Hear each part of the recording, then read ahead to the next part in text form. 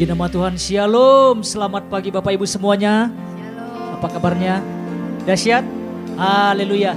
Seberapa kita yang siap memuji Tuhan? Wow. Puji Tuhan. Mari kita siapkan hati kita. Kita bersama-sama datang kepada Tuhan. Kita mau sembah Dia. Kita mau tinggikan namanya. Terima kasih Yesus. Kami sungguh bersyukur buat pagi hari ini Tuhan. Buat kebaikan-Mu, buat anugerah-Mu Tuhan. Buat kasih-Mu di dalam kehidupan setiap kami. Kami datang untuk menyembah-Mu Tuhan. Kami datang untuk meninggikan Engkau. Sebab kami percaya Engkau hadir di tengah-tengah kami Tuhan. Ada lawatan-Mu Tuhan. Ada kuasa-Mu yang terus mengalir dalam kehidupan setiap kami. Haleluya, haleluya. Mari kita sembah Dia. Haleluya. Kami bersyukur Tuhan. Kami bersyukur. Haleluya.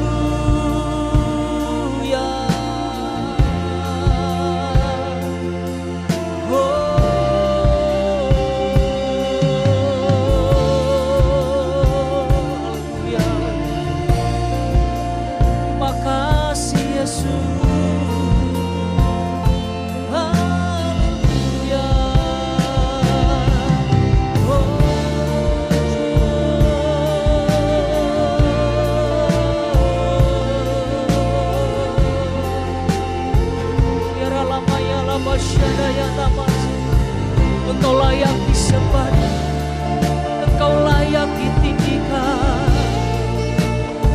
Kami bermazmur bagi nama-Mu.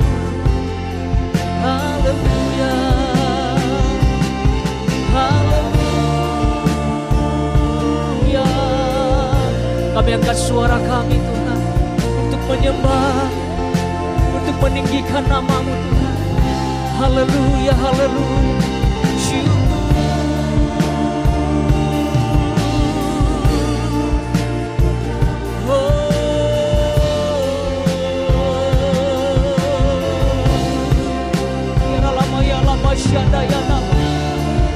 Haleluya, haleluya. Engkau Raja kami Tuhan. Engkau yang berkuasa. Haleluya.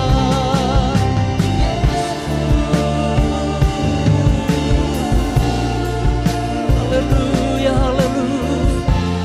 Terima kasih Yesus. Terima kasih Bapa. Haleluya.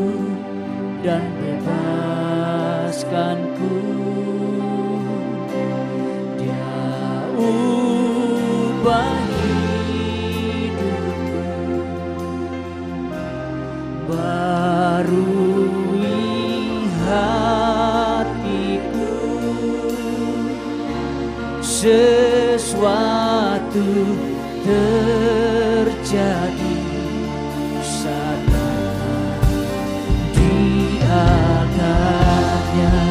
Mari bersama-sama kita angkat pujian ini. Sujud di altarnya, ku bawa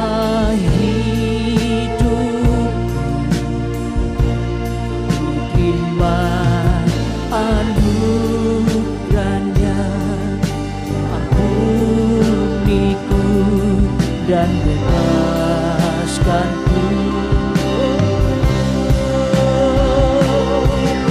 Dia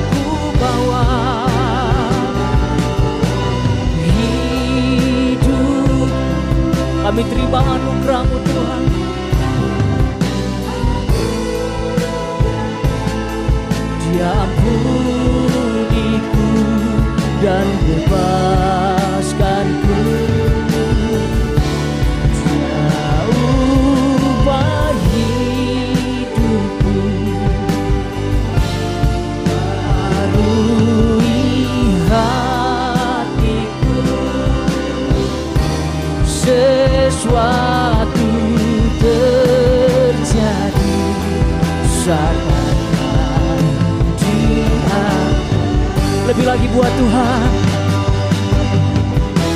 Sujud di altarnya, ku bawa hidup, ku terima anugerahnya. Dia ampuniku dan bebaskanku. Dia ubah hidupku, Dia ubah hidupku,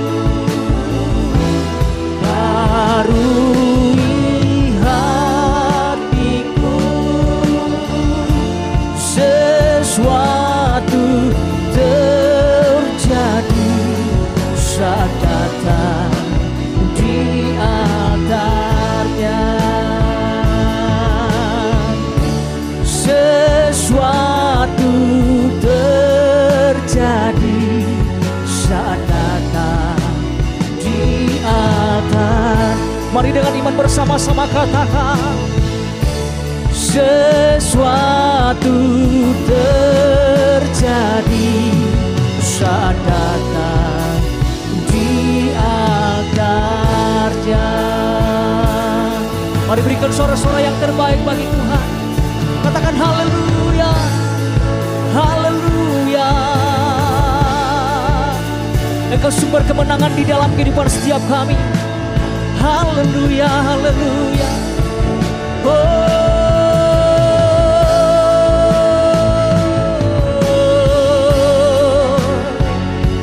Haleluya, haleluya.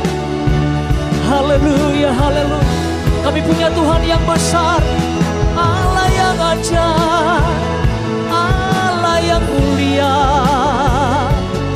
Kami sembah Kau Tuhan. Hiara lama ya lama syanda ya namas, hiara lama ya lama syande. Haleluya, haleluya. Mari bermazmur bagi Tuhan. Mari angkat suaramu sembah Dia. Haleluya, haleluya. Yesus. Haleluya, haleluya. Kami sungguh bersyukur Tuhan buat setiap kemenangan, buat sukacita, buat kesembuhan. Haleluya, haleluya. Tuhan yang memulihkan. Hiara lama-lama ya lama syanda ya namas. Haleluya, haleluya. Kami angkat suara kami Tuhan, hanya untuk menyembah-Mu, hanya untuk meninggikan nama-Mu Tuhan. Haleluya, haleluya. Oh, haleluya, haleluya, haleluya. Hiara lama ya lama syanda ya namas. Engkau yang memulihkan kota kami Tuhan, Engkau yang memulihkan bangsa kami, Engkau yang memulihkan gereja-Mu Tuhan. Hiara lama ya lama syanda ya namas. Haleluya, haleluya. Hiara lama ya lama syanda ya namas. Haleluya, haleluya. Oh, haleluya, haleluya. Kami sungguh bersyukur Tuhan untuk kedahsyatan, untuk kehebatan-Mu di dalam kehidupan setiap kami. Engkau layak disembah Tuhan. Dan hari ini Tuhan kami mau bersorak bagi nama-Mu.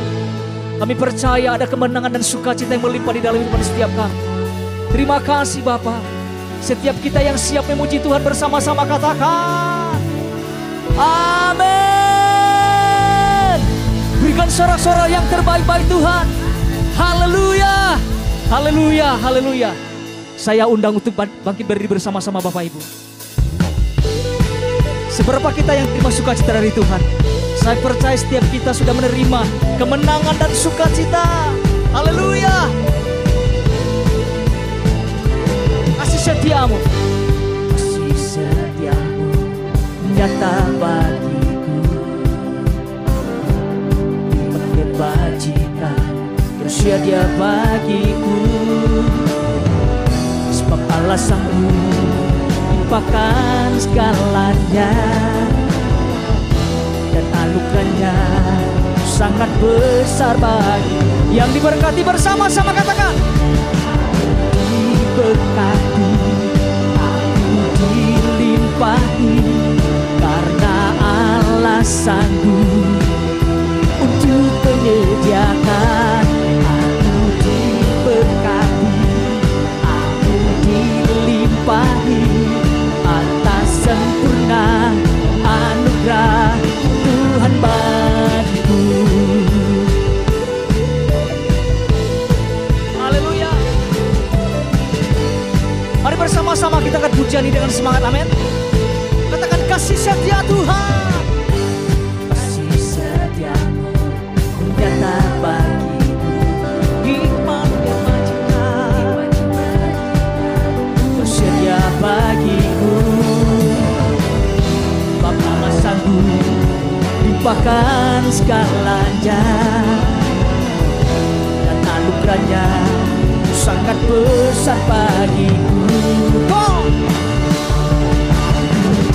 Berkati, aku dilimpahi karena alasanku untuk menyediakan. Aku dilimpahi bersama-sama atas sempurna anugerah. Lebih lagi buat Tuhan, katakan aku diberkati. Aku diberkati, karena alasanku untuk menyediakan. Aku diberkati, aku dilimpahi. Haleluya.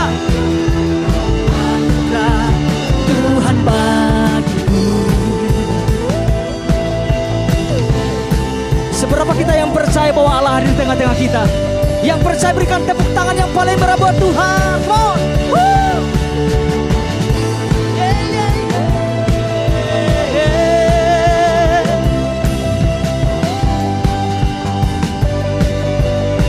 Mari bersama-sama katakan, sebab alasanku lupakan segalanya,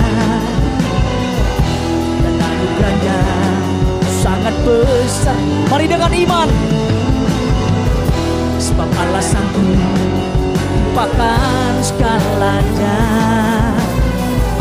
dan anugerahnya sangat besar bagiku. Aku diberkati, aku dilimpahi karena alasanku untuk menyediakan.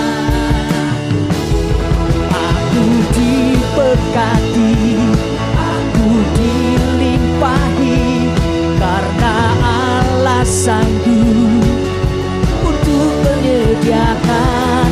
Aku diberkati, aku dilimpahi atas sempurna anugerah Tuhan bagiku.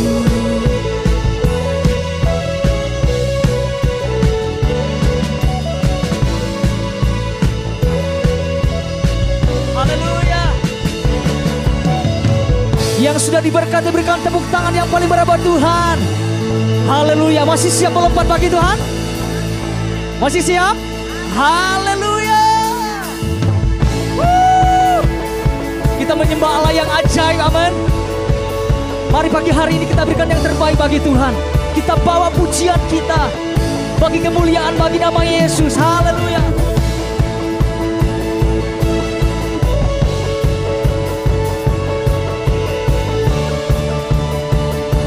Sama-sama katakan.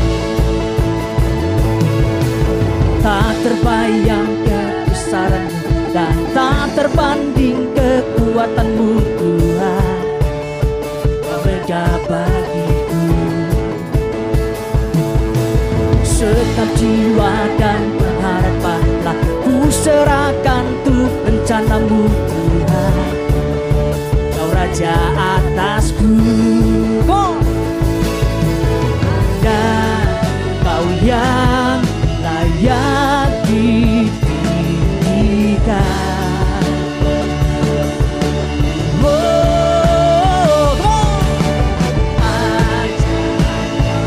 Tuhan agung dan perkasa, Dia sumber kemenangan. Kau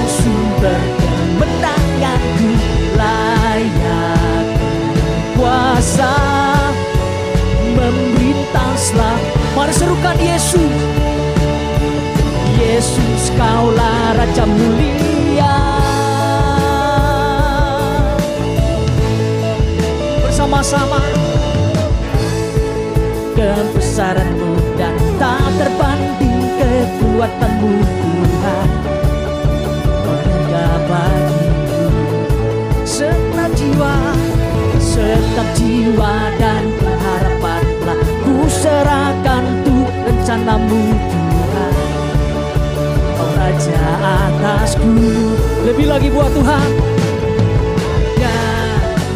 Yang layak ditinggikan. Oh, ajaib Tuhan, agung dan perkasa. Kau sumber kemenangan setiap kami. Layak berkuasa, memerintah selamat. Yesus, Yesus, katakan aja. Tuhan, agung dan perkasa. Kau sumber kemenanganku, layak kuasa memerintah. Katakan Yesus. Yesus, Kaulah Raja mulia. Boleh tepuk tangannya di atas kepala Bapak Ibu. Wow, dahsyat. Siap melompat bagi Tuhan? 1, 2, 3, 4. Jam.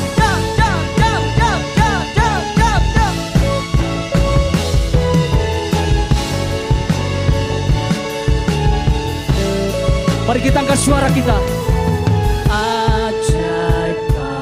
Tuhan, agung dan perkasa. Kau sumber kemenanganku, layak kuasa memerintah. Katakan Yesus. Yesus, siap melompat bagi Tuhan. Tuhan, agung dan perkasa. Engkau sumber kemenangan kami. Layak kuasa, memerintah selamat. Yesus, Yesus, Yesus, Kaulah Raja mulia. Bersama-sama katakan, Raja mulia. Berikan sorak-sorak yang terbaik bagi Tuhan. Katakan Yesus dahsyat. Haleluya, haleluya, haleluya. Silakan duduk Bapak Ibu yang terkasih di dalam nama Yesus. Tiba saatnya kita mempersiapkan hati untuk mendengarkan firman Tuhan. Terima kasih Bapa. Engkau sumber kekuatan di dalam kehidupan setiap kami. Engkau sumber pertolongan kami Tuhan. Engkau sumber jawaban di dalam kehidupan setiap kami. Terima kasih Bapa. Haleluya, haleluya. Kami bawa hidup kami Tuhan. Kami bawa penyembahan kami. Sebab kami percaya di hadirat-Mu Tuhan. Ada kekuatan yang baru.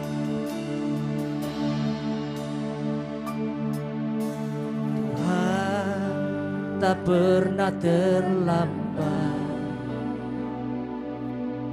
dan tak pernah terlalu cepat.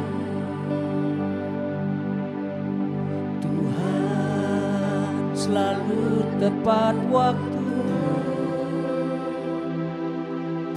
dan tak pernah Dia ingkar janji. Mari bersama-sama. Tuhan, Tuhan tak pernah terlambat dan tak pernah terlalu cepat. Tuhan selalu tepat waktu dan tak pernah Dia ingkar janji. Kuasa-Mu sungguh tak terbatas, keajaiban-Mu tiada batas, kasih-Mu tak terselambi. Aku kan bersandar dan mengandalkan-Mu Yesus. Kejayaan-Mu tiada batas. Katakan kebesaran-Mu.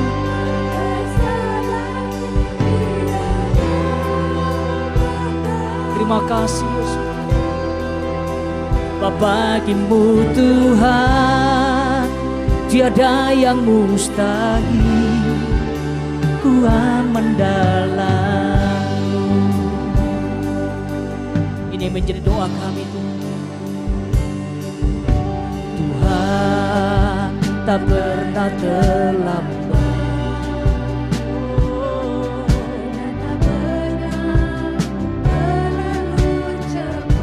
Kami mengandalkan-Mu Tuhan, selalu tepat waktu dan tak pernah Dia ingkar janji. Mari bersama-sama katakan, kuasa-Mu sungguh tak terbatas, keajaiban-Mu tiada batas, kasih-Mu tak terselambi. Aku kan bersandar dan mengandalkan-Mu Yesus.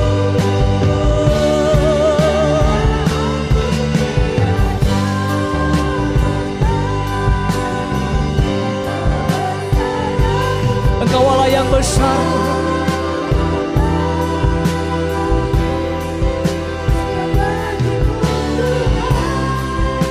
tiada yang mustahil, ku aman dalam-Mu.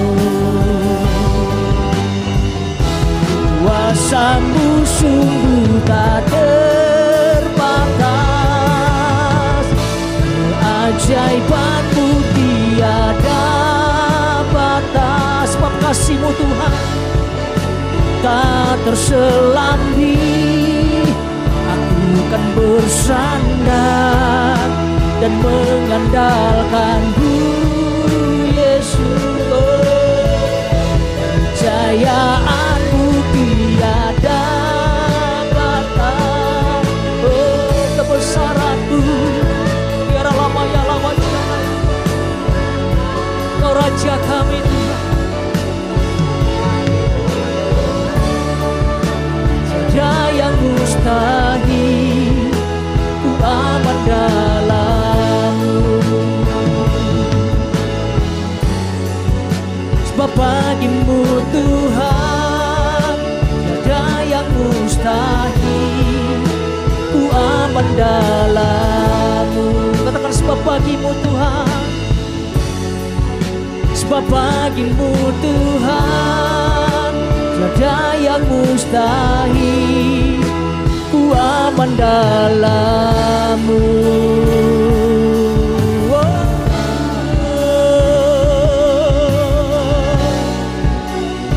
Haleluya, haleluya. Kami aman bersama-Mu Tuhan. Tiara lama ya lama syadaya namase. Haleluya, haleluya, haleluya. Terima kasih Yesus. Kami percaya Tuhan, bersama Engkau kami akan lakukan perkara-perkara yang besar, perkara-perkara yang ajaib. Haleluya, haleluya.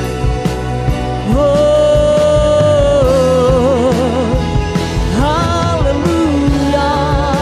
Kami bawa hidup kami Tuhan, kami bawa hidup kami. Syara lama ya lama syadaya namas. Mari datang secara pribadi kepada Tuhan. Haleluya, haleluya. Oh, haleluya. Kuasa-Mu sungguh tak terbatas, keajaiban-Mu tiada batas, kasih-Mu tak terselambi, aku kan bersandar. Saya undang untuk bangkit berdiri. Kejayaan-Mu tiada batas, katakan kebesaran-Mu.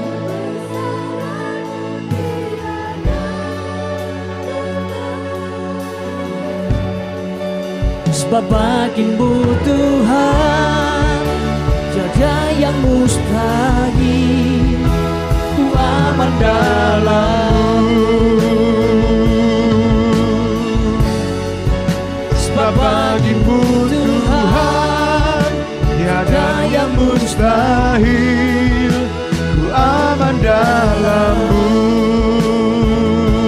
Sebab bagi-Mu Tuhan, sebab bagi-Mu Tuhan tiada yang mustahil, ku aman dalam-Mu. Mari beri tepuk tangan bagi Tuhan. Haleluya, haleluya. Terima kasih. Haleluya, haleluya. Kasih-Mu tidak terbatas, kuasa-Mu tidak terbatas, pertolongan-Mu tidak terbatas. Ajarkan kami yang terbatas untuk menyadari kami punya Allah yang sanggup melakukan apa yang tidak mampu kami kerjakan. Ajar kami untuk percaya setiap hari dalam kehidupan kami bahwa kami berjalan dengan Allah yang berkuasa, Allah yang mengatasi langit dan bumi, Allah yang mengendalikan segala sesuatu. Supaya kami melangkah dengan penuh keyakinan iman. Kami tidak perlu takut menghadapi apapun. Kami tidak perlu gentar menghadapi situasi bagaimanapun. Karena kami punya Tuhan Yesus yang mengasihi kami, bahkan yang telah memberikan kehidupannya bagi kami. Tuhan, sungguh kami bersyukur menjadi anak-anak-Mu. Kami berterima kasih menjadi umat pilihan-Mu, menjadi bangsa kesayangan-Mu sendiri. Biarlah ucapan syukur kami, ekspresi ini kami nyatakan dalam kehidupan kami. Agar orang-orang di sekeliling kami melihat bahwa kami adalah orang-orang yang punya pengharapan. Kami orang-orang yang tahu kemana kami harus melangkah, apa yang harus kami lakukan. Kami tahu di sekeliling kami ada banyak orang putus asa, Tuhan. Ada banyak orang tidak tahu harus kemana mereka melangkah. Kami mau menjadi kawan sekerja-Mu. Meraih mereka, menjangkau mereka, memenangkan mereka. Membawa mereka jiwa-jiwa ini sebagai tuaian kepadamu. Tuhan, ajar kami melalui firman-Mu pagi hari ini. Didiklah kami, tegur kami Tuhan. Agar kami menyadari untuk apa kami hidup. Untuk kami menyadari kenapa Tuhan masih memberi kami kesempatan sampai hari ini. Roh Kudus, tolong kami, tolong hamba-Mu untuk menjelaskan dengan bahasa yang mudah dimengerti. Buat kami yang mendengar, tolong kami untuk kami bisa melakukan setiap firman yang kami dengar. Kami sambut firman-Mu dengan penuh sukacita Tuhan. Hanya di dalam nama Tuhan Yesus Kristus. Haleluya. Semua yang percaya mari katakan amin. Amin. Silakan duduk sudah yang dikasihi Tuhan. Selamat pagi, shalom. Masih semangat yang tadi pagi, yang siang gak boleh sekali semangat. Selamat pagi, shalom. Haleluya. Saudara yang dikasihi Tuhan, kita bersyukur hari ini kita masih boleh bersuka cita beribadah bersama. Saudara bersyukur hari ini, amin. Terlepas dari apapun yang kita alami, tantangan apapun, kita percaya bahwa kasih dan kebaikan Tuhan itu tetap ada dalam kehidupan kita. Nah, hari ini saudara, kita akan belajar bagaimana kita ini adalah kawan sekerja Allah. Bagaimana kita ini adalah mitranya Tuhan. Bagaimana kita sebagai kawan sekerja Allah, apa yang harus kita lakukan? Apa yang harus, keyakinan apa yang harus kita miliki sehingga kita bisa melangkah dalam hidup ini dengan tidak perlu gentar, tidak perlu takut karena Tuhan menyertai kita. Nah, ayat firman Tuhan hari ini kita ambil dari Yohanes pasal 9 ayat 1 sampai ayat yang ke-7. Demikian bunyinya. Waktu Yesus sedang lewat, ia melihat seorang yang buta sejak lahirnya. Murid-muridnya bertanya kepadanya, "Rabi, siapakah yang berbuat dosa? Orang ini sendiri atau orang tuanya sehingga ia dilahirkan buta?" Jawab Yesus, "Bukan dia dan bukan juga orang tuanya. Tetapi karena pekerjaan-pekerjaan Allah harus dinyatakan di dalam dia. Kita harus," perhatikan garis bawahi kata kita. "Kita harus mengerjakan pekerjaan-pekerjaan Dia yang mengutus aku." Setelah ia mengatakan semuanya itu, ia meludah ke tanah dan mengaduk ludahnya itu dengan tanah. Lalu mengoleskannya pada mata orang buta tadi dan berkata kepadanya, "Pergilah, basuhlah dirimu di kolam Siloam." Siloam artinya yang diutus. Maka pergilah orang itu, ia membasuh dirinya, lalu kembali dengan matanya sudah melek. Nah, saudara dikasih Tuhan, ini adalah bagian firman Tuhan yang kalau saudara cermati, maka saudara mungkin akan bertanya, kenapa Tuhan waktu mau menyembuhkan si orang buta ini harus menggunakan media? Ya kan, seringkali Tuhan melakukan mujizat, mengusir setan, dia cukup berdoa. Membangkitkan orang mati, dia cukup bangkit dan berjalanlah gitu kan. Tapi kenapa saat ini dia harus memakai ludah? Saya adalah orang yang mungkin menurut orang agak jorok gitu ya. Kalau saya kena pisau, saya selalu langsung dikasih ludah sendiri gitu ya. Entah sugesti bagaimana, pokoknya saya tahu ini akan membuat itu tidak mengalir terus. Nah, Yesus memakai ludahnya, meludah ke tanah lalu diaduk jadi semacam adonan begitu. Lalu dioleskan ke mata orang buta. Lalu disuruh pergi ke kolam Siloam untuk cuci muka. Jadi cuci itu ludah yang bercampur dengan tanah itu. Dan setelah itu baru dia melek. Saudara, kenapa Tuhan harus pakai alat bantu untuk melakukan mujizat? Tidak selalu begitu. Tidak selalu dia gunakan media. Tetapi ini kali Tuhan lakukan ludah tanah dan air kolam Siloam. Ini berarti begini saudara, bahwa tentang metode bagaimana Tuhan menyembuhkan, itu tidak bisa kita batasi. Ada orang yang percaya, yakin bahwa, oh cukup didoakan sembuh. Oke, jadilah sesuai dengan imanmu.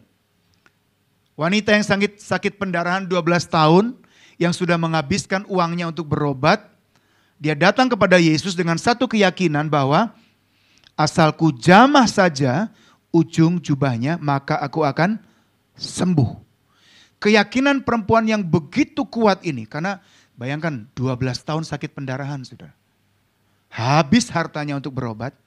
Dan last chance dia berkata, aku dengar ada Yesus yang luar biasa. Aku gak minta didoakan, aku gak minta ditumpang tangan, aku cukup jamah ujung jubahnya saja. Dia berusaha di tengah ribuan orang, dia berusaha mendekat kepada Yesus. Dan pada waktu dia menyentuh ujung jubahnya, maka terjadilah kesembuhan. Dan Yesus berkata, imanmu yang menyembuhkan engkau. Tapi kali ini Tuhan pakai media. Kesembuhan itu bisa terjadi secara spontan atau bisa menggunakan sarana. Jadi jangan juga jadi orang Kristen yang bodoh yang berkata, oh kita gak perlu minum obat. Orang Kristen gak boleh operasi. Pernah gak dengar pengajaran seperti itu saudara? Ada. Orang Kristen haram hukumnya tersentuh pisau operasi. Orang Kristen no alat-alat medis atau obat apapun. Tidak boleh. Itu berarti nggak beriman. Kalau kamu minum obat, kamu nggak beriman. Ya kalau gitu sudah sekalian aja saudara, nggak usah sikat gigi gitu kan. Karena sikat gigi pakai odol itu juga kimia, nggak usah sikat gigi gitu kan. Udah nggak boleh, apapun yang bukan natural nggak boleh. Kita masih mandi pakai sabun, kita masih pakai parfum dan lain sebagainya. Jadi jangan juga menjadi ekstrim berkata bahwa hanya Tuhan. Kita percaya Yesus tabib yang ajaib. Iya, amin. Saya juga percaya. Saya pernah dulu waktu anak saya sakit demam berdarah. Terus ada istilah namanya hematokritnya itu sudah tinggi. Angka hematokritnya tinggi sehingga waktu mau diinfus itu dia punya nadinya itu selalu pecah saudara. Jadi sulit sekali untuk mencari nadi yang bisa diinfus. Dan waktu bisa diinfus dia dalam udah kondisi agak setengah sadar. Malam itu saya ingat betul, saya pegang tangannya dan semalam-malaman saya berdoa. Tuhan, do something. Tuhan aku percaya, Tuhan aku beriman. Dan masih hidup sampai hari ini. Jadi Kalau kita percaya bahwa Tuhan Maha Kuasa, Tuhan itu tidak ada batasnya, iya betul. Tapi juga Tuhan bisa memakai pertolongan dokter, rumah sakit, obat-obatan yang kita minum, vitamin yang kita konsumsi, Tuhan juga bisa memakai itu semua. Artinya jangan menghakimi orang, oh kamu nggak boleh minum obat, jangan saudara. Bukan hanya itu, kita juga mesti punya gaya hidup yang baik. Gimana kita mau sehat kalau kita makannya jorok, saudara ya? Ya saya nggak usah jelaskan makanan jorok seperti apa. Kita boleh makan semua, saudara. Dalam Alkitab tidak dibatasi, tidak boleh makan ini haram dan halal, tidak. Boleh semua kita makan, tetapi dalam batas-batas yang wajar. Apapun kalau berlebihan itu tidak baik. Jadi punyai gaya hidup sehat. Saya sekarang ya mungkin setahun belakangan mempraktekkan gaya hidup sehat. Mengurangi konsumsi karbohidrat, ya kan, memperbanyak protein, minum kopi tidak pakai gula. Jadi waktu saya tahu bahwa itu membuat tubuh saya sehat dan lebih baik, tujuan saya sehat, langsing itu bonus saudara, ya kan. Tujuannya sehat. Kalau karena sehat jadi agak langsing ya puji Tuhan gitu kan. Tetapi kalau kita mau dipakai Tuhan lebih lama, ya jangan punya gaya hidup makan yang tidak baik. Hamba-hamba Tuhan ini kan kadang-kadang sungkannya gini, sering diajak makan saudara. Ya, habis kebaktian makan, dia ini makan. Nah kalau makannya semua dimakan, ya kalau nanti angka-angkanya mulai naik, TG-nya naik, ininya naik, ya nggak bisa menyalahkan siapa-siapa. Harus tahan di diri. Ya kalau hari ini cheating day, ya besoknya jangan dong gitu kan. Jangan every day is cheating day, cheating terus tiap hari. Jaga, karena kalau kita sudah sakit, saudara, itu kita juga susah. Jadi kesembuhan kita percaya bisa terjadi secara spontan. Tapi Tuhan juga bisa memakai sarana. Nah yang kedua adalah Tuhan juga mau respon dari si orang buta itu. Setelah dia memakai ludah dan tanah itu sebagai media, maka Tuhan bilang, pergilah ke kolam Siloam. Yang artinya yang diutus. Cuci muka di sana, basuh muka di sana. Nah seketika dia membasuh mukanya di kolam Siloam itulah matanya yang buta menjadi melek, tercelik. Jadi kalau orang percaya kepada Tuhan dan lalu ada nasihat Tuhan yang Tuhan berikan lewat hambanya. Mungkin kamu harus mulai mengurangi ini, kamu harus mulai gaya hidup yang baik. Kalau itu tidak dilakukan dan dia tetap sakit, jangan salahkan Tuhan, jangan salahkan hamba Tuhan, kitanya yang tak bisa jaga diri. Saudara, kita hidup di zaman yang serba mudah, serba instan semua. Tapi kita harus hati-hati juga bahwa ada hal-hal yang memerlukan respon dari kita kalau kita mau tetap hidup sehat, tetap dipakai Tuhan. Saya adalah orang yang dulunya saya sempat hidup gak sehat, saudara. Jadi sempat berat badan saya melar sampai 106 kilo gitu kan. Sekarang saya sekitar ya 83, 80 lah. Udah jauh lebih menyenangkan di usia saya yang udah menjelang 50 tahun ini. Saya tahun ini 49 tahun saudara. Dan saya berkata Tuhan kalau boleh saya minta izin sama Tuhan. Saya ingin hidup lebih lama. Berarti kalau lebih lama juga harus sehat. Buat apa umur panjang tetapi sakit-sakitan. Ya kan? Umur panjang sehat. Dipakai Tuhan lebih lama. Jadi kita juga harus taat lakukan semua yang Tuhan. Alkitab kita itu penuh dengan petunjuk sebenarnya. Apa yang harus perlu dimakan, apa yang boleh dimakan ya kan. Biji-bijian itu baik. Saya adalah penggemar biji-bijian, biji apapun saya makan. Chia seed, oatmeal, kemarin kita makan musli dan lain sebagainya. Saya suka semua jenis biji-bijian saya suka. Buah-buahan saya suka. Ya kan? Asal jangan biji mangga, itu jangan. Itu nggak bisa dimakan. Biji yang memang bisa dikonsumsi itu baik. Nah saudara, waktu kita melakukan itu maka Tuhan akan memberikan kekuatan dan kesehatan. Dan kalau kita juga menolong orang untuk bagaimana caranya sembuh, bagaimana caranya sehat. Dia berikan nasihat yang baik, tetapi kalau orang itu tidak taat kepada nasihat itu, nasihat kita, ya bukan salah kita. Orang itu yang tidak mau taat. Kalau orang buta ini tidak mau pergi ke kolam Siloam, sudah dikasih ludah dan tanah yang Tuhan aduk itu, dia sembuh enggak? Enggak. Langkah terakhir adalah dia harus membasuh mukanya di kolam Siloam. Nah saudara, Siloam artinya yang diutus. Mengapa Yesus memerlukan Siloam? Kita bukan sedang bicara rumah sakit Siloam, saudara ya. Tapi kita bicara tentang kolam Siloam yang waktu itu Yesus bilang pergilah ke kolam Siloam, basuhlah mukamu di sana. Dan waktu dia membasuh muka, maka dia sembuh. 1 Korintus 3 ayat 9. Katakan begini, karena kami adalah kawan sekerja Allah. Kamu adalah ladang Allah, bangunan Allah. Artinya gini, Yesus juga ingin berpartner dengan kita. Yesus ingin bermitra dengan kita. Yesus ingin menjadikan Anda dan saya sebagai kawan sekerjanya untuk menyelesaikan pekerjaannya. Hari ini Yesus sudah naik ke sorga. Kita yang masih ada di bumi ini adalah tubuhnya.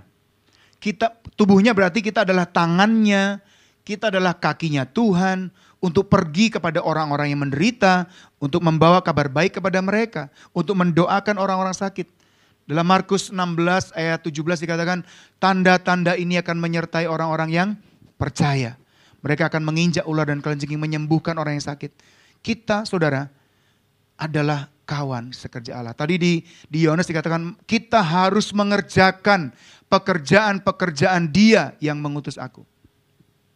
Jadi saya menghimbau kita semua, jemaat yang dikasihi Tuhan hari ini, jangan punya pemikiran bahwa mendoakan orang sakit itu hanya tugas pendeta saja.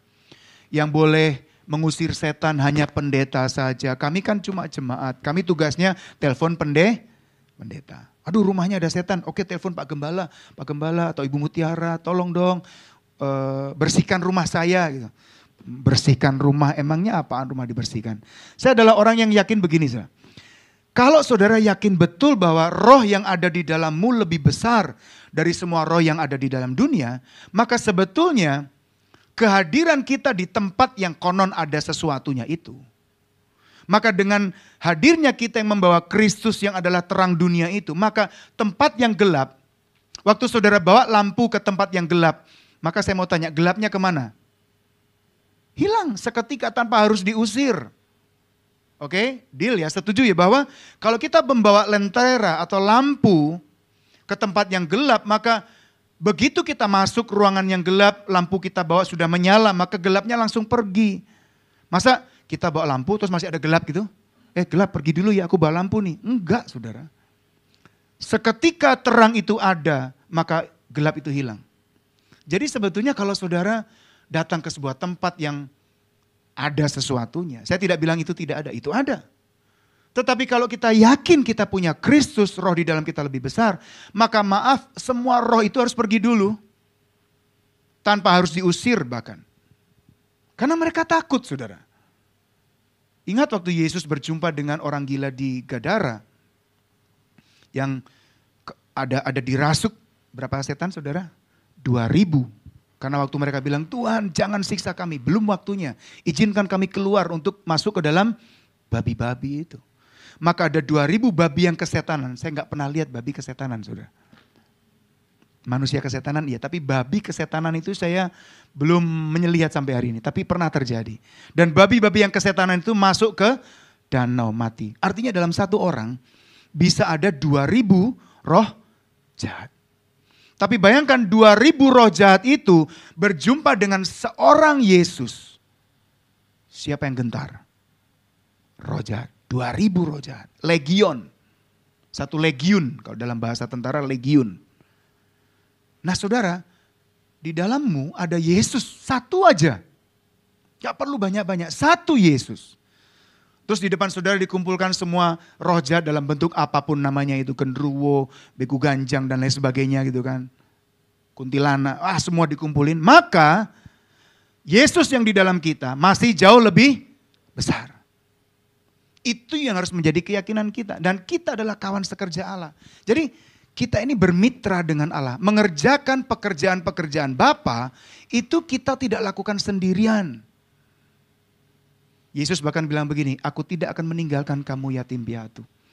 Aku akan minta kepada Bapa untuk memberikan rohnya. Di dalam saya dan saudara ada roh Tuhan, ada roh kudus. Penolong, penghibur, menguatkan kita, mengingatkan kita. Sehingga waktu kita melakukan pekerjaan-pekerjaan Tuhan, kita tidak sendirian. Nah jaminannya begini saudara. Jaminan dari Yesus adalah Yohanes 14 ayat 12 sampai 13. Aku berkata kepadamu, Sesungguhnya barang siapa percaya kepadaku, ia akan melakukan juga pekerjaan-pekerjaan yang aku lakukan. Bahkan pekerjaan-pekerjaan yang lebih besar daripada itu. Sebab aku pergi kepada Bapa, dan apa juga yang kamu minta dalam namaku, aku akan melakukannya, supaya Bapa dipermuliakan di dalam Anak. Jika kamu meminta sesuatu kepadaku dalam namaku, aku akan melakukannya. Ini jaminan dari Yesus sebagai partner kita, kawan sekerja kita, komandan kita, pemimpin kita. Dia tidak tinggalkan lalu kamu pergi sendiri. Tuhan bilang gini, memang aku mengutus kamu seperti domba di tengah kawanan serigala. Tuhan tahu kita hidup di dunia, di tengah-tengah orang yang jahat. Dia tahu itu, dia sadar betul.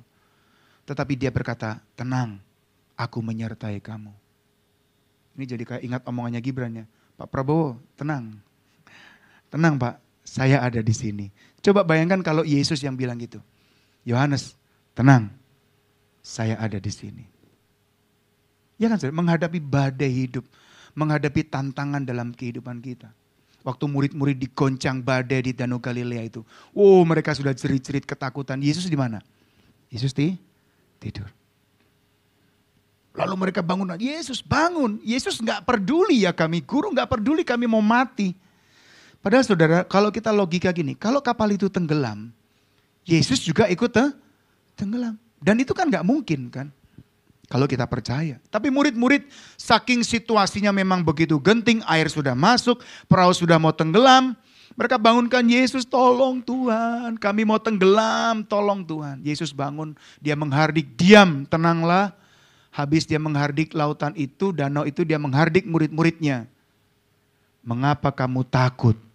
Hai kamu yang apa? Kurang percaya. Bukan tidak percaya. Kurang percaya.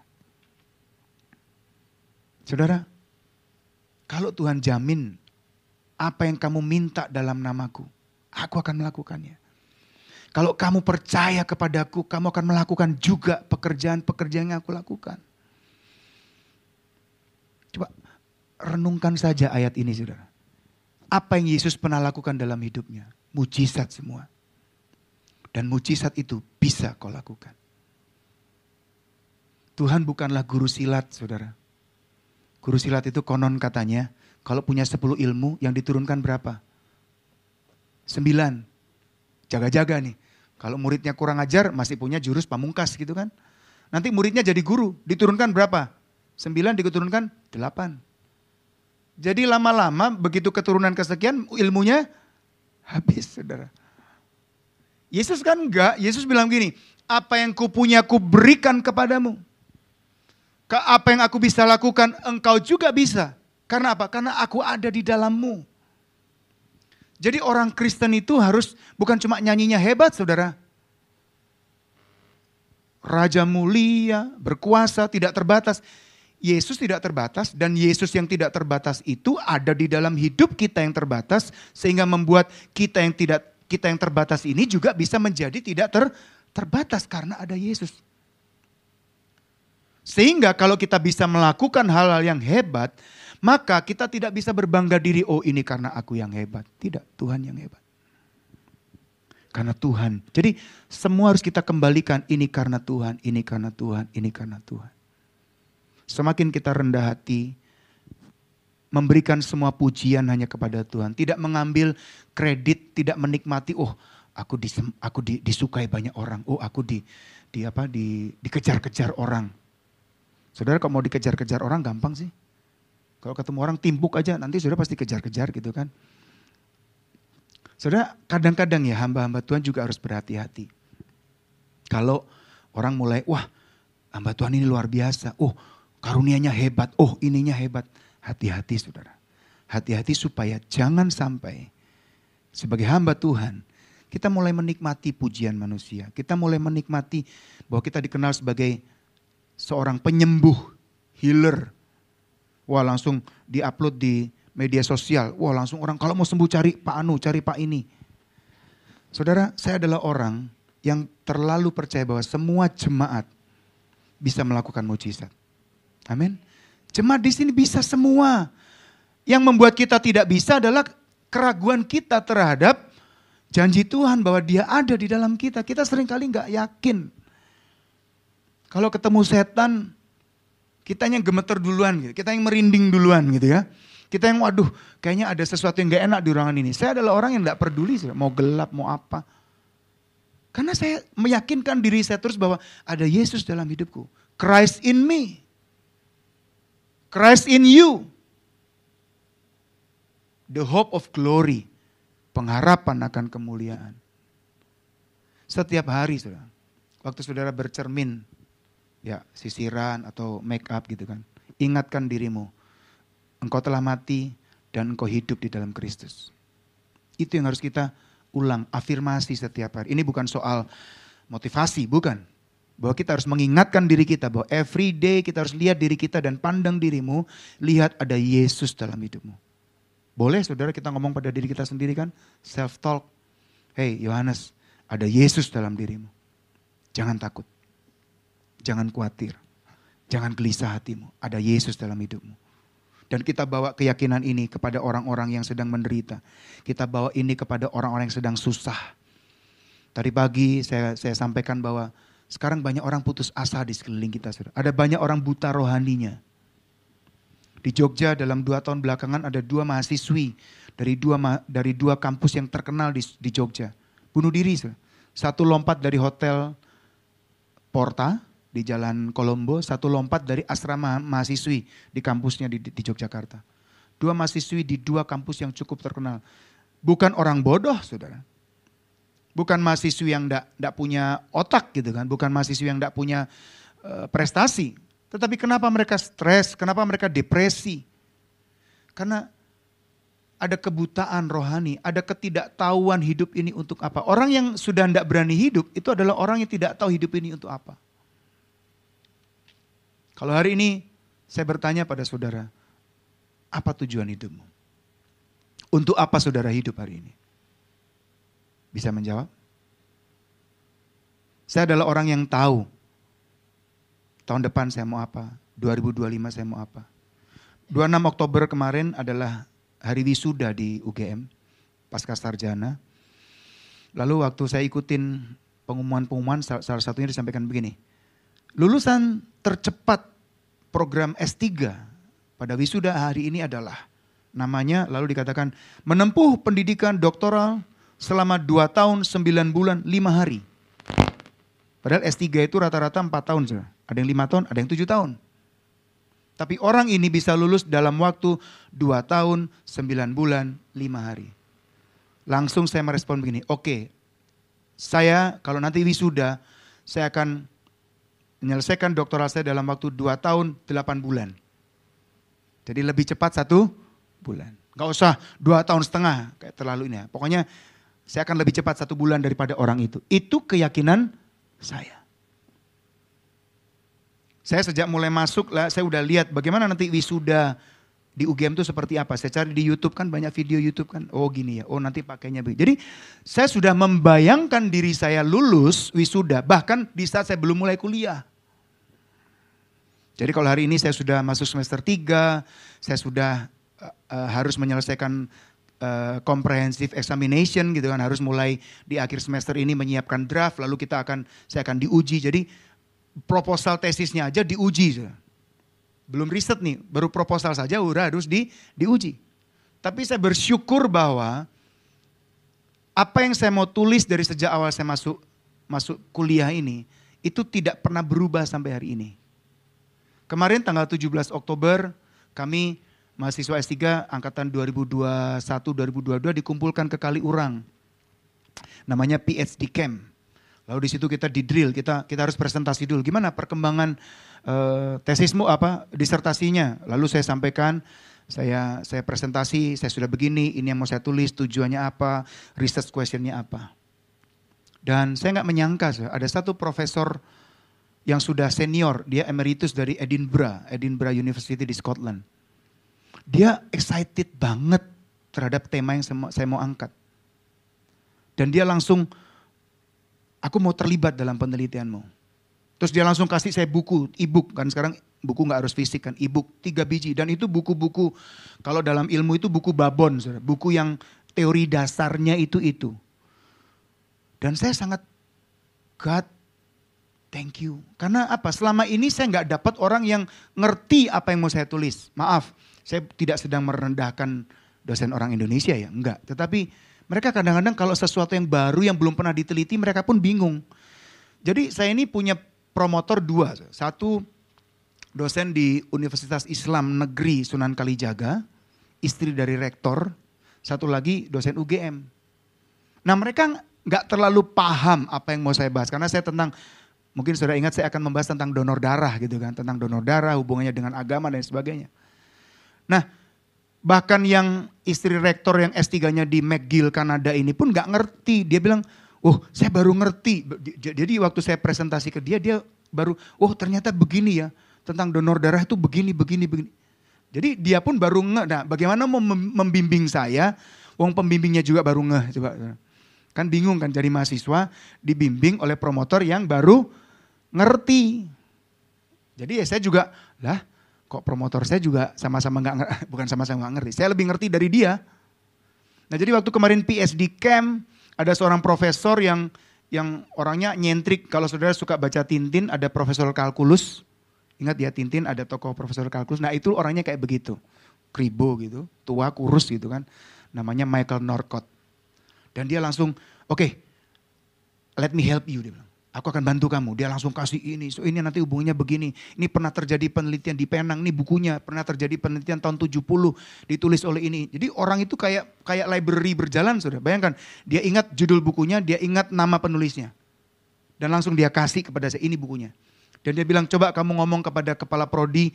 Supaya saya bisa ikut terlibat dalam tim promotormu. Jadi nanti saya punya 3 promotor. Nah itu terjadi karena apa? Karena saya percaya. Saya punya tujuan, saya punya apa hal yang ingin saya raih dalam hidup saya dan saya percaya saya punya Tuhan. Saudara, mujizat itu tidak harus selalu bicara soal kesembuhan secara ini ya, secara penyakit sembuh tidak, tetapi hal-hal sepele dalam kehidupan kita, kalau kita melihat pertolongan Tuhan itu juga mujizat.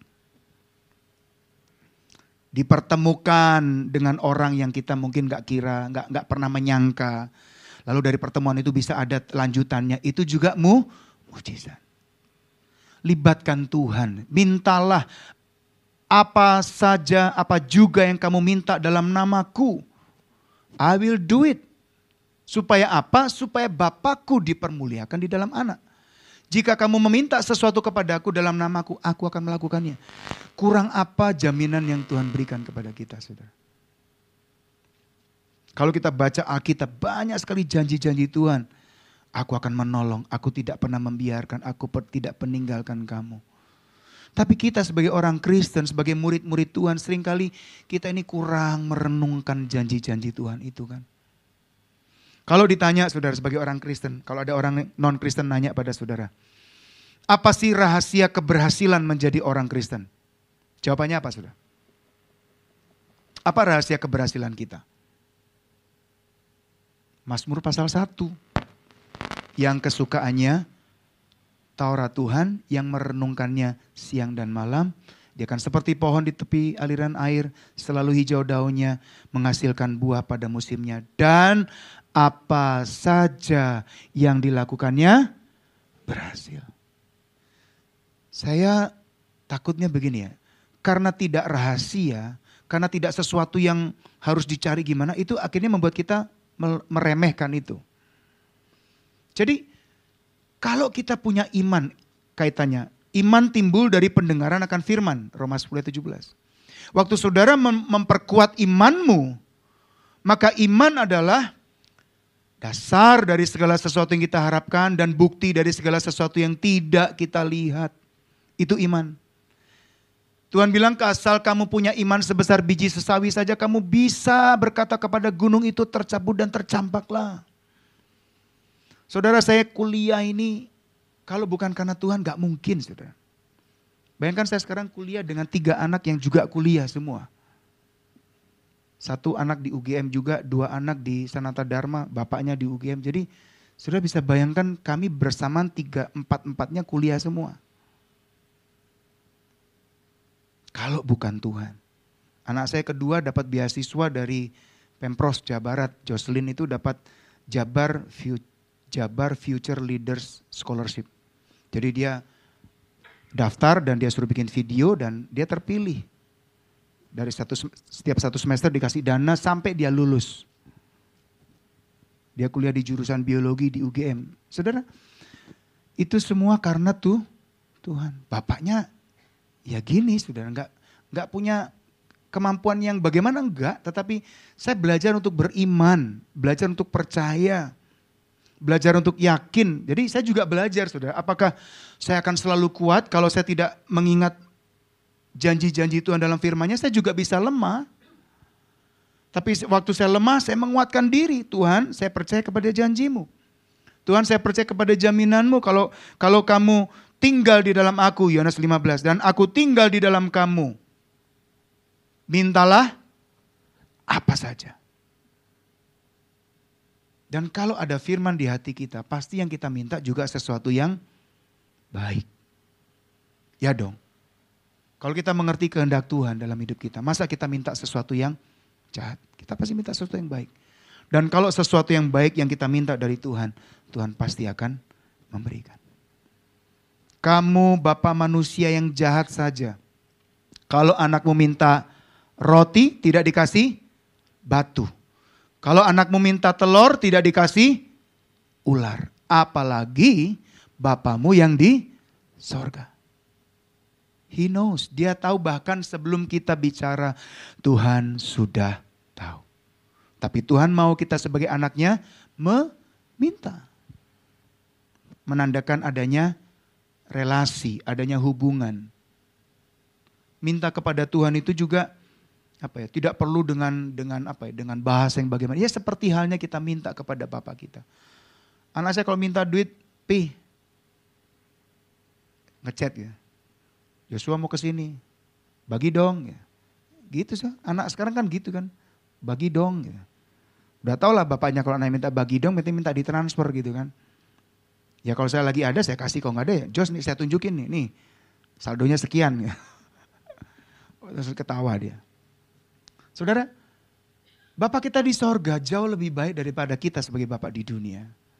Dan yang lebih hebat adalah dia tidak terbatas. Tadi kita menyanyikan, persediaannya tidak terbatas, suplainya tidak terbatas, semua dia punya. Kalau kita punya satu perbendaraan di sorga yang tidak terbatas, lalu kenapa kita di dunia ini khawatir, saudara?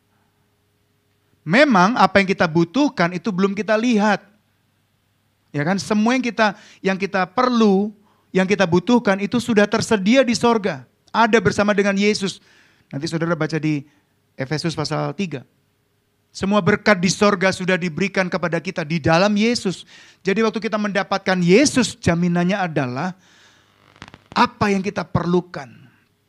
Masa depan, kebutuhan untuk masa depan, Tuhan sudah sediakan. Nah nanti Tuhan kasihnya tepat pada waktunya. Gak dikasih semua sekarang. Yang penting kita berdoa, Tuhan saya perlu ini, Tuhan tolong. Saudara, kita sebagai kawan sekerja Allah, asal gini, kita melakukan tugas-tugas pekerjaan-pekerjaan yang Tuhan mau. Hibur orang yang susah, tolong orang yang miskin. Kalau sudah diberkati lebih, jadilah berkat buat orang lain. Jangan berkat itu dikekepin sendiri, saudara. Jangan kalau diberkati itu semua dikumpulkan, dikoleksi. Kita bukan kolektor berkat, saudara. Kita adalah penyalur berkat. Saya ini tanggal bersejarah, saudara. Nanti selesai kebaktian saya bilang kepada David, Pak, saya nanti mau pergi ke PMI. Kenapa? Karena tanggal ini adalah tanggal tepat 33 tahun saya donor darah, saudara. Jadi saya donor sejak tahun 90. Tanggal 29 Oktober 1990 kelas 1 SMA di sekolah. Kenapa saya 29 Oktober? Karena saya baru ulang tahun 26 Oktober. Ini bukan sedang minta hadiah, tidak. Cuma 3 hari setelah 17 tahun baru saya donor. Dan sampai hari ini kalau nanti siang HB saya bagus, tensi saya bagus, maka itu adalah donor darah saya yang ke-174. Saya donor ke Pekanbaru, ke Jambi. Saya ini orangnya kemanapun saya pergi saya donor. Dan saya berkata, Tuhan selama saya sehat, saya bilang. Selama saya masih kuat, biarlah darah saya ini boleh mengalir ke banyak orang. Jadi saya merasa begini, saya punya saudara di mana-mana. Saya ingat saya belum pernah donor di Bandung, aneh banget. Saya nggak tahu kenapa selama ini di Bandung belum pernah donor. Ini nanti kalau dapat gitu ya, kalau bisa saya pertama kali donor di Bandung. Di Surabaya, di Manado, di Pekanbaru, di Jambi, di Singapura 2 kali, di mana-mana saya selalu usahakan donor. Nah, saya berkata gini, Tuhan, saya mau hidup saya ini jadi berkat. Mungkin saya nggak bisa memberkati dengan materi, dengan uang, tapi oke lah, saya cuma punya darah, saya punya kesehatan, dan jadikan hidup saya ini berkat buat orang lain. Itu doa saya sampai hari ini, saudara. Dan puji Tuhan saya dikasih sehat. Saya dikasih tubuh yang jarang sakit. Saya orang yang tidak mudah sakit. Pernah sakit, pernah, tapi sangat jarang.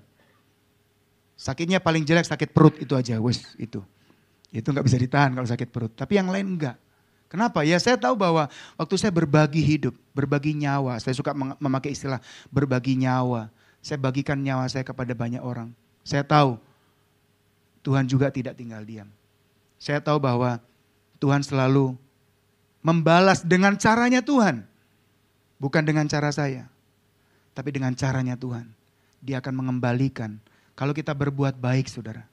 Kalau saudara menolong orang. Kalau saudara mendoakan orang. Kalau saudara mencelikkan mata orang buta. Buta rohani ya. Masa sih Tuhan berdiam diri kalau saudara susah? Kalau saudara punya hati untuk menguatkan orang. Mendengarkan curhatan orang dan saudara doakan orang itu. Masa sih Tuhan kita itu lalu membiarkan kita susah? Saya tidak menjanjikan berkat materi, tidak. Tapi paling tidak saudara punya kebahagiaan dalam hidup. Tadi pagi di luar saya sempat bicara ke Bu Mutiara bahwa, Bu, seringkali saya itu pas donor, tidak janjian dengan siapa-siapa, tapi pasti hari itu ada yang butuh darah saya. Itu sering, saudara. Saya kan AB nih, di sini siapa yang AB? Selain Pak David, nah Pak David AB. Saya AB, saudara. Itu golongan darah cukup langka gitu. Saya selalu memberikan. Dan pernah di Semarang saya donor, saya diambil kantong terbesar 450 ml. Jadi ada kantong 250, 350 dan 450. Itu kantong besar, hampir setengah liter darah saya disedot, saudara. Saya tanya kepada petugas, Mbak, kenapa diambil kantong terbesar? Oh iya Pak, tadi pagi ada pasien di rumah sakit yang butuh darah AB. Mendengar cerita seperti itu, hati saya itu gembira. Kenapa? Bahwa darah saya pagi hari itu menolong seseorang yang saya tidak kenal dan memberikan dia pengharapan bahwa dia butuh darah, ada darah tersedia. 450 ml. Nah, kisah-kisah seperti itu sering saya alami, saudara. Apakah itu kebetulan? No. Itu semua sudah terjadi dalam seizin Tuhan. Jadi saya bangga hidup saya jadi berkat. Saya bangga bahwa Tuhan menyertai saya. Tuhan juga memberikan janji begini, saudara. Tanda-tanda ini yang tadi saya sampaikan akan menyertai orang-orang yang percaya. Mereka mengusir setan dalam namaku, memegang ular sekalipun minum racun maut tidak akan celaka. Meletakkan tangan atas orang sakit dan orang itu akan sembuh. Jadilah kawan sekerja Allah, saudara. Jadilah orang yang memberitakan pembebasan, tahun rahmat Tuhan. Jadilah orang yang mencelikkan mata orang yang buta.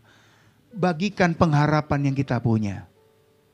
Kita enggak punya, seperti Yohanes dan Petrus, aku tidak punya emas. Emas perak tidak aku punya.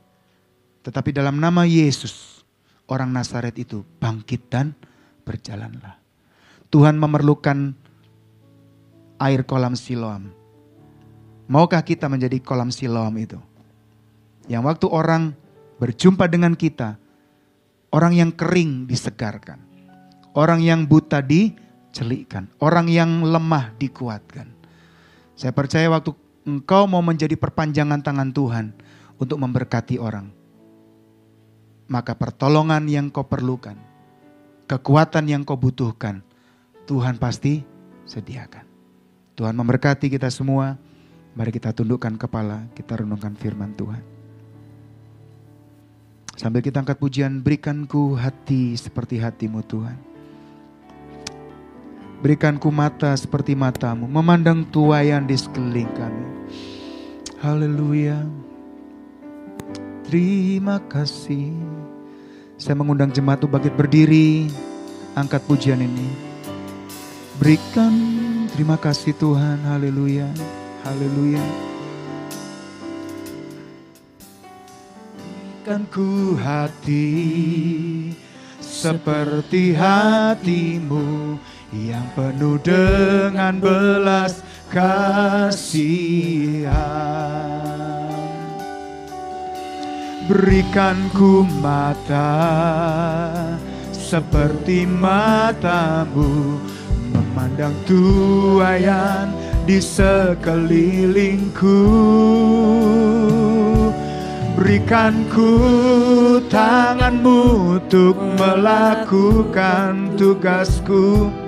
Berikan ku kaki-Mu melangkah dalam rencana-Mu.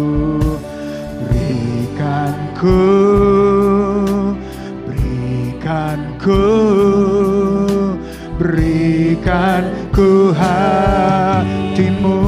Sekali lagi angkat pujian ini. Berikan ku hati seperti hati-Mu Tuhan. Berikan ku hati seperti hati-Mu yang penuh dengan belas kasihan. Berikan ku mata seperti mata-Mu, memandang tuaian di sekelilingku. Berikan ku tangan-Mu untuk melakukan tugasku. Berikan ku kaki-Mu melangkah dalam rencana-Mu. Berikan ku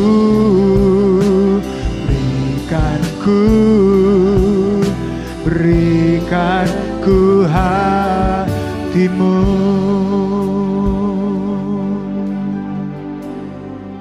Kami mau memiliki hati seperti hati-Mu, mata, tangan, dan kaki seperti milik-Mu. Waktu kami melihat orang buta, kami melihat orang yang sedang dalam kesusahan, maka hati kami tergerak untuk menolong mereka. Karena kami adalah kawan sekerja-Mu, karena kami adalah partnernya Tuhan, dan Engkau memberikan kami kuasa untuk kami pergi dan melakukan pekerjaan-pekerjaan besar yang Yesus pernah lakukan. Tuhan, ini hidup kami. Dalam segala keterbatasan kami, bekerjalah Tuhan. Jadikan kami alat-Mu. Jadikan kami saluran berkat-Mu ya Tuhan. Untuk memberkati, untuk menjamah, untuk menguatkan orang-orang yang lemah dan putus asa dan sedang dalam kebutaan rohani. Kami percaya Tuhan, kalau kami bekerja bersama dengan-Mu, maka kami tidak perlu khawatir akan kebutuhan hidup kami, akan apa yang kami perlukan untuk masa depan kami. Tuhan sudah sediakan itu semua. Terima kasih Tuhan. Roh Kudus, tolong kami semua yang mendengar firman, agar firman ini tidak berlalu dengan sia-sia. Ingatkan kami dan beri kami kemampuan untuk melakukan firman dengan setia, dan kami akan melihat mujizat-mujizat-Mu terjadi dalam kehidupan kami, dan nama Tuhan dipermuliakan dalam kehidupan kami. Terima kasih Tuhan, terima kasih Bapa. Terima kasih buat kesempatan siang hari ini, dan kami naikkan doa syukur kami hanya di dalam nama Tuhan Yesus Kristus. Haleluya. Yang percaya katakan amin. Amin. Tuhan memberkati. Silakan duduk, saya kembalikan kepada Mark. Mari kita angkat kedua tangan kita arahkan hanya kepada Yesus, sumber kekuatan kita. Mari kita pulang dan kita terima berkat damai sejahtera dari Allah Bapa, kasih karunia dari Tuhan Yesus, serta persekutuan dan kekuatan dari Roh Kudus menyertai kita dari sekarang dan sampai Tuhan Yesus datang menjemput kita, bahkan sampai selama-lamanya. Umat Tuhan yang percaya dan terima berkat Allah, baik berkat rohani maupun jasmani kita yang percaya katakan amin.